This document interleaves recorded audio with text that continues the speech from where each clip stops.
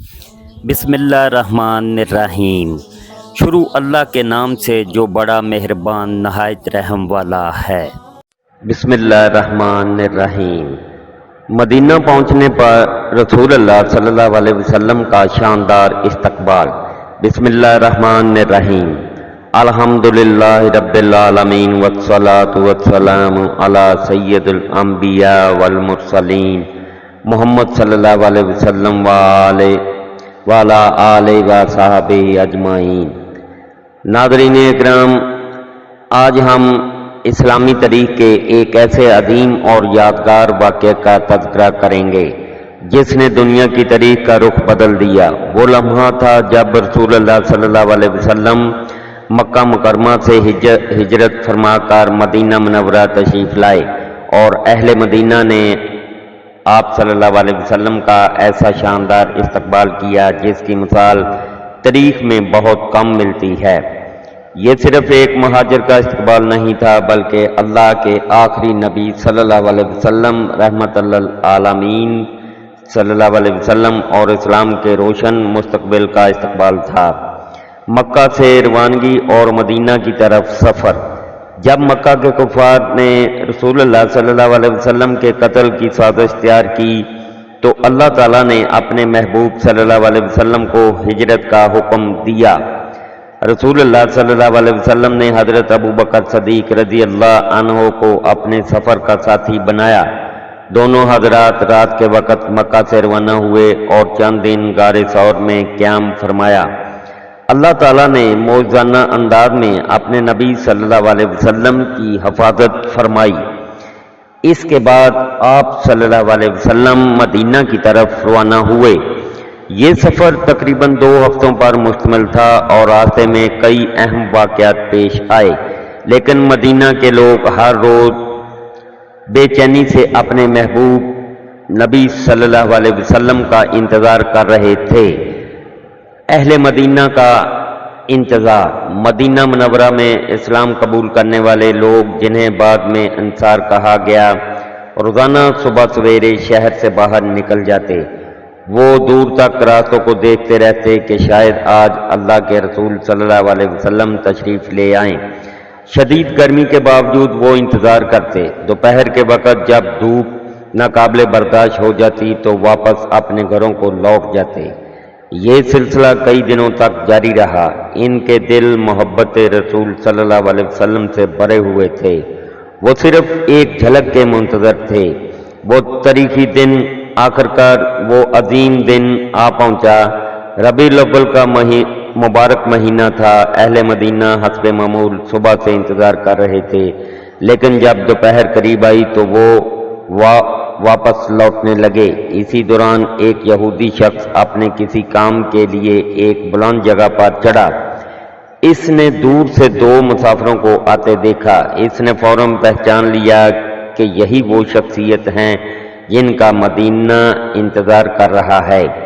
اس نے بلند آواز سے پکارا، اے اہل یثرب، جن کا تم انتظار کر رہے تھے وہ آ گئے ہیں۔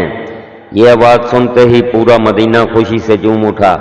لوگ اپنے گھروں سے نکل آئے۔ بچے، بوڑھے، جوان، مرد اور عورتیں سب راستوں پر جمع ہو گئے۔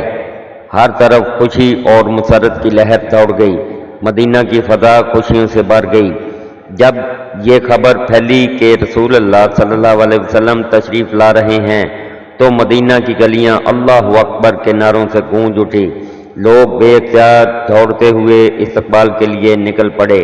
ہر شخص کی خواہش تھی کہ سب سے پہلے اپنے محبوب نبی صلی اللہ علیہ وسلم کی زیارت کرے۔ بعض لوگ خوشی کے مارے رو رہے تھے، کچھ لوگ سجدہ شکر ادا کر رہے تھے۔ یہ وہ لمحہ تھا جس کا انہیں برسوں سے انتظار تھا، قباء میں آمد۔ رسول اللہ صلی اللہ علیہ وسلم سب سے پہلے مدینہ کے مضافاتی علاقے قباء میں تشریف لائے۔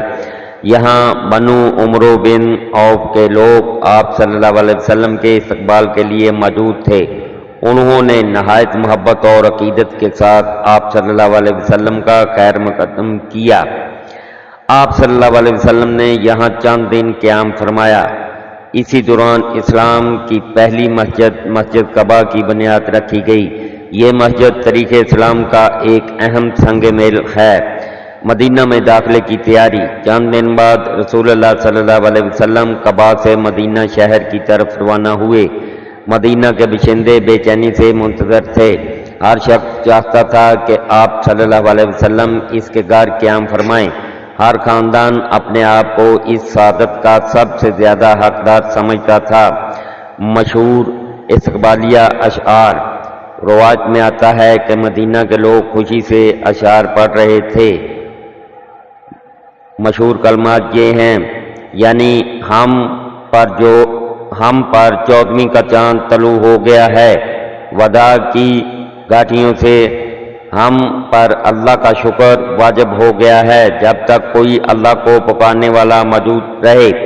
یہ اشعار محبت، عقیدت اور خوشی کے جذبات کا اظہار تھے۔ اونٹنی کو آزاد چھوڑ دینا۔ جب رسول اللہ صلی اللہ علیہ وسلم مدینہ میں داخل ہوئے تو مختلف قبائل کے لوگ آگے بڑھ کر عرض کرنے لگے، یا رسول اللہ صلی اللہ علیہ وسلم ہمارے گھر تشریف لائیے۔ ہر شخص آپ صلی اللہ علیہ وسلم کی میزبانی کا شرف حاصل کرنا چاہتا تھا، لیکن آپ صلی اللہ علیہ وسلم نے فرمایا، میری اونٹنی کو چھوڑ دو، یہ اللہ کے حکم سے چل رہی ہے۔ چنانچہ اونٹنی آگے بڑھتی رہی، لوگ ساتھ ساتھ چلتے رہے، سب کی نظریں اونٹنی پر تھی۔ حضرت ابو ایوب انصاری کے گھر قیام۔ آخرکار اونٹنی ایک جگہ بیٹھ گئی، پھر اٹھی اور کچھ قدم چل کر دوبارہ بیٹھ گئی۔ یہی وہ جگہ تھی جسے اللہ تعالیٰ نے منتخب فرمایا تھا۔ یہ جگہ حضرت ابو ایوب انصاری رضی اللہ عنہ کے گھر کے قریب تھی۔ رسول اللہ صلی اللہ علیہ وسلم نے وہیں قیام فرمایا۔ حضرت ابو ایوب انصاری رضی اللہ عنہ اور ان کی اہلیہ خوشی سے نہا ہو گئے۔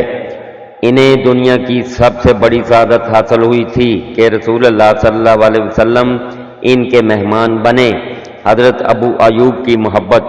حضرت ابو ایوب انصاری رضی اللہ عنہ رسول اللہ صلی اللہ علیہ وسلم سے بے حد محبت کرتے تھے۔